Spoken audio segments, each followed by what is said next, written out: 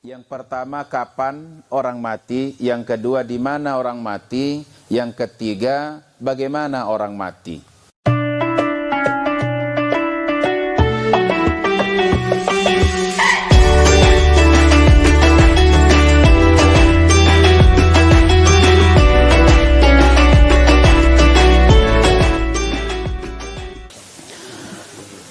Mati adalah satu daripada rahasia Allah yang Allah tidak buka kepada siapapun, baik kepada malaikat, baik kepada nabi, atau kepada manusia-manusia selain nabi rasul. Karena mati adalah salah satu hal yang Allah kunci, di mana Allah akan mengunci kehidupan manusia niki dengan kematian. Karena kematian niki ibaratnya adalah satu tahap seleksi menuju akhirat. Kehidupan di dunia niki adalah kehidupan amal, kehidupan di mana kita berlomba. Allah bermanik fastabiqul khairat, maka silahkan berlomba-lomba dalam kebaikan. Hasilnya nanti kita akan memasuki alam barzakh dan kemudian nanti kita akan memasuki alam akhirat. Oleh karena itulah dalam tiga hal Allah merahasiakan kematian niki. Yang pertama, kapan orang mati? Yang kedua, di mana orang mati? Yang ketiga, bagaimana orang mati? Kapan orang mati adalah rahasia Allah. Piran dengan niki ngembilinan adalah rahasia Allah.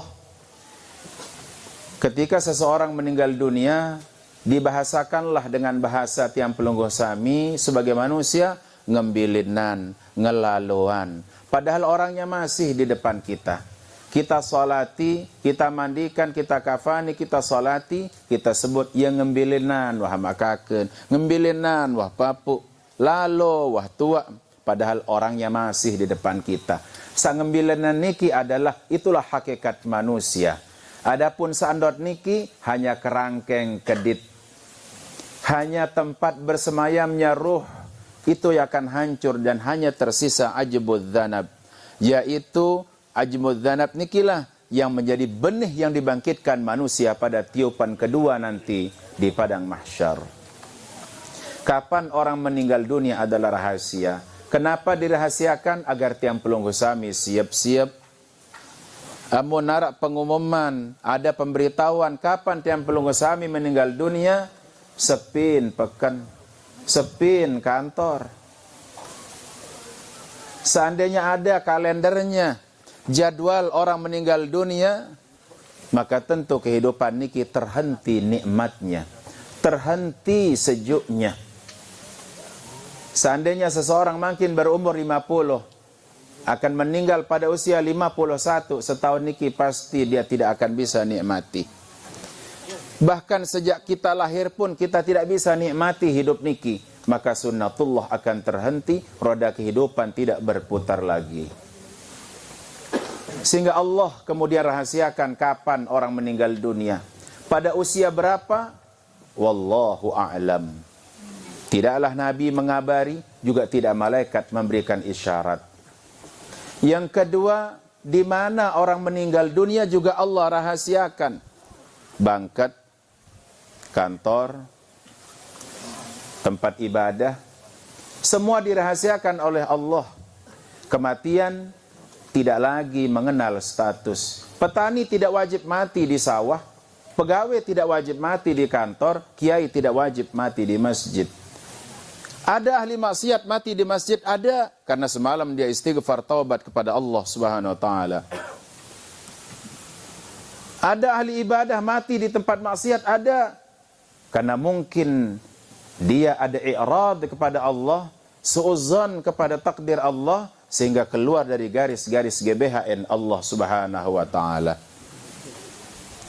Karenanya di mana orang meninggal dunia Allah pun rahasiakan. Seandainya tekabari betul silakan dingene mati le pekan sepi pekan.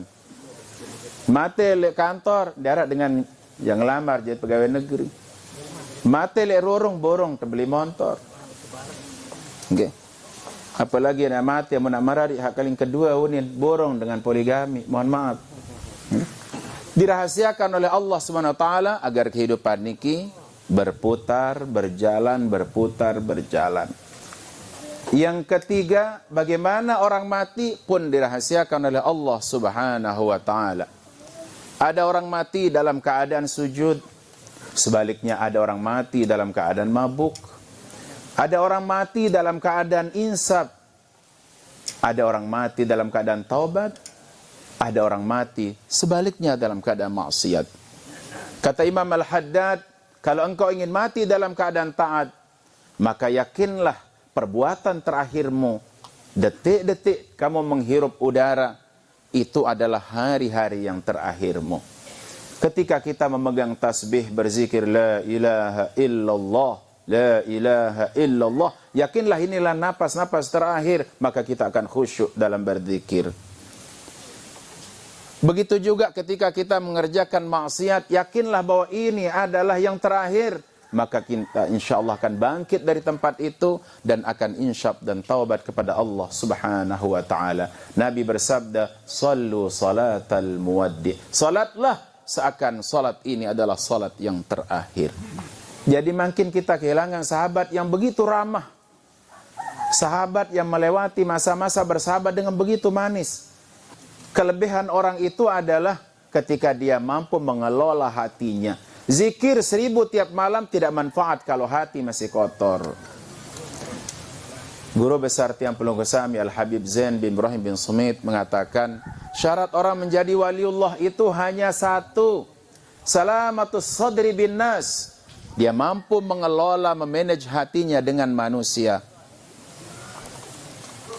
Amun masih arak rimong, aten, tisi unin dengan belum lulus tes jadi waliullah.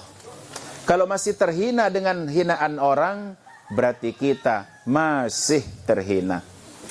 Dan apabila kita merasa berada di pucuk dengan pujian orang, juga gagal menjadi waliullah. Waliullah adalah yang tidak mampu membedakan mana pujian, mana celaan. Semua dijadikan ibrah dalam hatinya. Dan inilah sesungguhnya permata manusia itu adalah hatinya. Dan itu tidak semua orang diberikan barak nikah. Mudah-mudahan niki hatinya yang menjadi permata ini akan menjadi penyejuk di alam arwahnya, akan menjadi penyejuk dalam barzakhnya. Di atas tanah niki kita terasa panas dan tandus, tapi yakinlah di bawah di alam barzakh sana, jangan berpikir alam kubur itu sempit 1 meter kali 2 meter, dalam 2 meter nenten. Dalam hadis dijelaskan bahwa orang-orang saleh diluaskan kuburnya lebih luas dari dunia niki. Lebih luas dari dunia niki. Kemudian datanglah amal-amal salehnya semakin menerangi, dan menerangi. Bahkan lebih terang berlipat-lipat dari siang hari. Kemudian dihamparkan. Dalam hadis Nabi menjelaskan dihamparkan baginya taman-taman surga yang begitu hijau dan indah. Angin yang begitu sejuk. Sehingga kalau ditawarkan, maukah engkau kembali hidup dengan kami di dunia? Dia akan menolak. Tidak.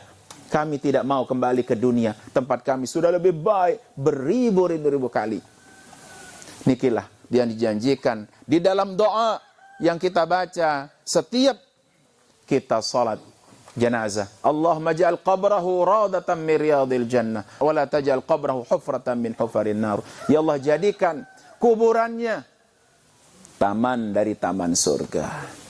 Sebelum sampai surga, sudah diberikan tempat penyambutan oleh Allah SWT. Dikumpulkan dengan hamba-hamba yang saleh, dikumpulkan dengan saudara-saudaranya dari mana entah berantah. Di sanalah mereka berkenalan, orang saleh dengan orang saleh, orang mungkar dengan orang mungkar.